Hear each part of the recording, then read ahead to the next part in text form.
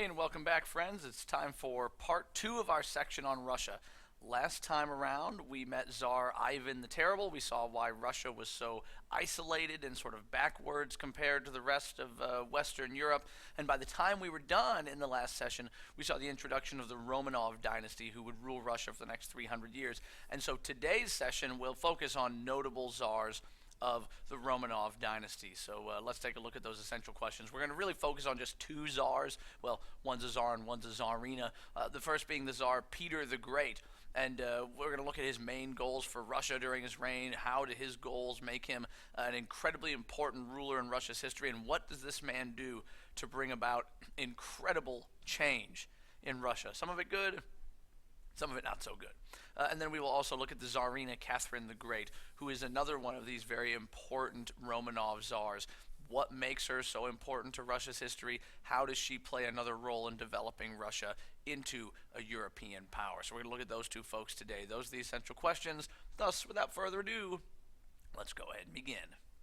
Let's start with Tsar Peter. Now, Tsar Peter the Great is probably, if not the, then one of the most important czars of the Romanov dynasty. He's known as Tsar Peter I. History, especially in Russia, likes to call him Tsar Peter the Great. And he came to power in the year 1689. And this is a man who is really a giant among men, both physically, emotionally, and really in the history of Russia. He is about 7 feet tall, which, go watch the NBA. A lot of people that are 7 feet tall today. But in his time, when the average height of the average individual was about 5'6", being 7 feet tall was being a giant. This is a man who's physically very, very large. And he's not just physically large, but he's got a huge personality, a tremendous amount of energy that this guy has, constantly moving, constantly doing something, and this insatiable desire to always learn new stuff. Unlike a lot of other of the Russian nobility, he's very, very curious to learn and seek out what's going on in the world outside of Russia. But he's also very, very impulsive. A man of volcanic emotions, and that impulsivity and that emotional nature is amplified when he takes on one of his other common vices, which is alcohol. He was also quite the alcoholic, and so his temperament, his energy, and his drive will ultimately bring change to Russia and have a major impact on its development and on its future, for both the good and the not so good.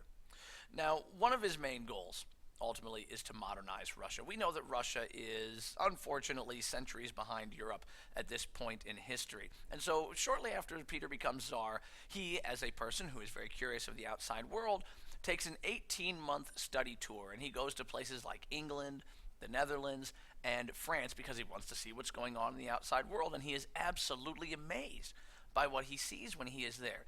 The shipyards in the Netherlands and England, the architectural styles, the clothing styles, the technology, the culture, the society, the knowledge, it is all completely foreign to him and yet so modern and so wonderful. He's so amazed by this stuff that when he eventually does return home to Russia, he knows this is how he wants Russia to be.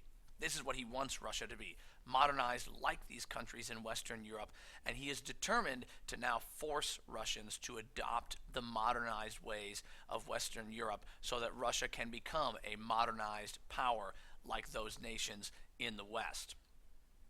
Unfortunately, as it stands, most Russians, be they peasants or nobles, were completely illiterate with almost no knowledge of the outside world. They had closed themselves off so much that any knowledge of the outside world was considered suspect and practically the work of the devil. So it was going to be a hard task to try to modernize and bring Russia up to speed. There weren't people in Russia who had Western educations, so he had to send Russians abroad to go study. He sent a lot of Russians to Europe, particularly to England and the Netherlands, to go and learn the modern ways of those countries, to be taught engineering and construction and shipbuilding and all those types of things. And then he even brought foreign experts, especially from England, into Russia to teach and train Russians. So he's trying to bring that knowledge base in that he knows Russia is going to require to become modern like these Western European countries. Now, throughout much of Russian history, one of the major setbacks, major obstacles that all Russian czars have faced is the fact that Russia lacked a warm water seaport. If you remember, we talked about this last time around, and this is part of why they remained so isolated. This is a major problem for Russia because, as we know, it's extremely cold in the winter. Just ask Napoleon and Hitler how cold the winters are in Russia. And so because it was so cold and is still so cold in Russia during the wintertime, a country that only had water access in the northern sea areas, well, all of that would freeze during the wintertime. And so Russia would become completely landlocked and unable to trade and unable to communicate with the outside world. And so as a result of this, a major goal of all czars had always been to try to gain access to a warm water seaport. You need to break that isolation by being able to trade and communicate and travel by sea year-round. And the way that most Russian czars looked at this was the Black Sea. Access to the Black Sea, and then from there the Mediterranean Sea would give Russia the outlet that it needed. They could then achieve their long sought-after goal of being able to trade and communicate year-round with the outside world. And Peter's armies had expanded the borders of Russia exponentially up to this period of time. But when they went for that warm water seaport in the Black Sea, they ran into a very powerful force in the face of the Ottoman Empire, the Ottoman Turks. Still, even now, in the mid and late 1700s, they're a very, very powerful empire, a force to be reckoned with. And Peter's armies are defeated by the Ottomans when they tried to take that warm water seaport on the Black Sea. And this teaches Peter an important lesson. This defeat taught him that even though he wants to modernize Russian society to make Russia like Western Europe, he's got a lot more to do. If he wants to make Russia a powerful country, he's going to need to modernize its army and navy as well. There is a lot of work to be done. Modernize society and modernize their military if you want to make Russia a true modern Western European style power. And so in order to achieve this lofty goal of modernizing Russia full scale in the Western European model, there are just wholesale changes that have to be made. Peter wants Russia to become modern like Western Europe, and to do that, he needs it to look modern like Western Europe. He wants to force people not just to adopt modernization, but to adopt the ways of modernization, adopt the ways of Western Europe. He wants to make Russians look like modern Western Europeans. He wants them to dress in the modern Western European style. He wants them to go from looking like this, traditional Russian, traditional Slavic, Eastern Orthodox, to looking like this, the way that modern Western Europeans dressed at the time. Is that hideous? Yeah, probably. But at the time, that was considered high fashion. So not only does he want them to act and dress and look like Western Europeans, their facial hair, that's kind of a big deal too, because if you notice people in these pictures, these Western Europeans, no beards. Well, in Russia, it was tradition for men to wear long beards. And one of the things that Peter forces people to do, other than just dress like Europeans, is he makes them cut off their beards. He requires all of his nobles to go beardless, to shave off their beards. And if you were like a merchant or anyone else, you could keep your beard, but you had to pay a special beard tax for being able to keep and grow your beard. Crazy, I know, right? But he wants them to look like modern Western Europeans. Now, Peter also wants to build a new capital city that is closer to Western Europe and that looks more modern and could rival the great cities of Western Europe. And so after a war with Sweden in which Russia was victorious, which, by the way, this really shows you how much Russia has changed, because Sweden was considered to be the most powerful army in Europe, or one of the most powerful armies at the time, and the fact that Russia beat them was a really big deal. Well, after defeating Sweden in a war and taking a bunch of land along the Gulf of Finland, Peter decided to build his new capital city right there at in the Gulf of Finland, and he would call this city St. Petersburg, of course naming it after himself. The traditional Russian name for a city, you would have called it Petrograd, meaning the city of Peter, but notice that he even gives it a Western European styled name, St. Petersburg. And he builds this city in the image of the great cities and palaces of Western Europe, and this city, St. Petersburg, would then replace Moscow as the new capital. This is hundreds of miles closer to Western Europe than Moscow is, and it puts a beautiful, modernized face forward for Western European visitors, because again, he wants Russia to look modern like the countries of Western Europe. Now, for all the steps forward that he's taking, I argue he's also going to take a few steps backwards. See, he's making and putting this modern face on Russia, but, you know, he falls backwards into some very medieval styles here. Peter creates a government system that is very similar to that of medieval feudalism, where in exchange for government service, he gives nobles land. And on that land, they get complete control over the people who live on that land. So he's basically creating serfdom, where serfdom had not existed before. And that's been gone in Western Europe for a long time. 2 steps forward, 2 steps back. He then changes Russia's tax laws to mimic those of France so that only peasants and the lower classes pay taxes while the nobles don't. Again, 2 steps forward, 2 steps backward. How much change are we really making here? And is the change on the surface, or is the change really something that's long lasting?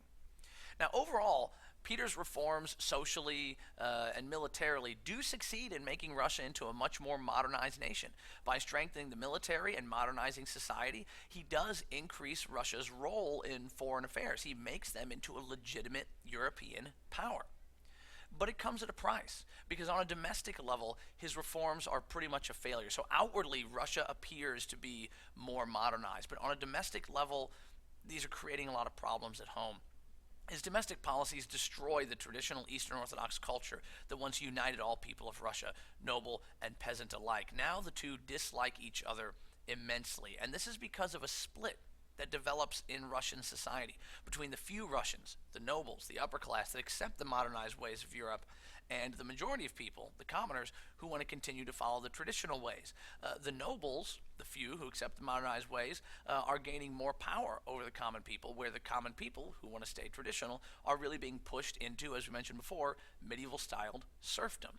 So he's making Russia a modern power, but at the same time creating lots of long-term underlying problems on the home front.